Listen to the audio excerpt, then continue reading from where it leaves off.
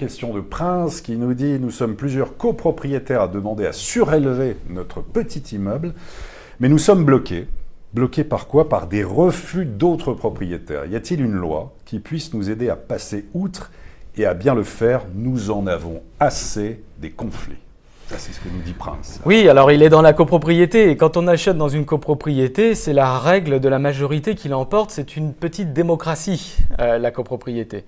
En assemblée générale, il y en a qui votent pour, il y en a qui votent contre. Il y a des règles de majorité et le résultat est approuvé ou rejeté. Faire plier là, on peut pas, il y a pas de non. On peut pas. Chacun vote ce qu'il a le droit, ce qu'il a envie de voter.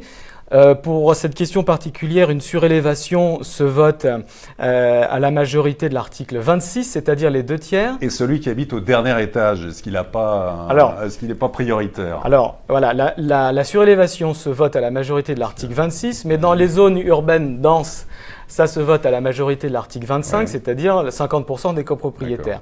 Le copropriétaire du dernier étage a un droit de préférence. Il y a intérêt. Voilà. Il a un droit de préférence. Avant la loi Allure, il avait un droit de veto. Ça bloquait.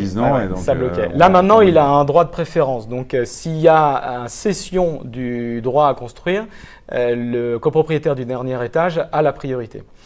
La règle de majorité, si la majorité dit non, les copropriétaires qui souhaitent faire ce projet n'ont pas d'autre choix que de s'y plier, sauf à prouver un abus de majorité. Mais là, c'est pas la loi, c'est de la jurisprudence.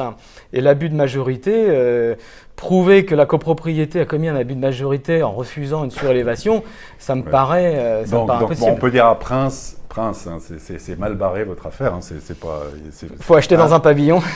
Oui, bon, ça c'est autre chose. Hein. Bon.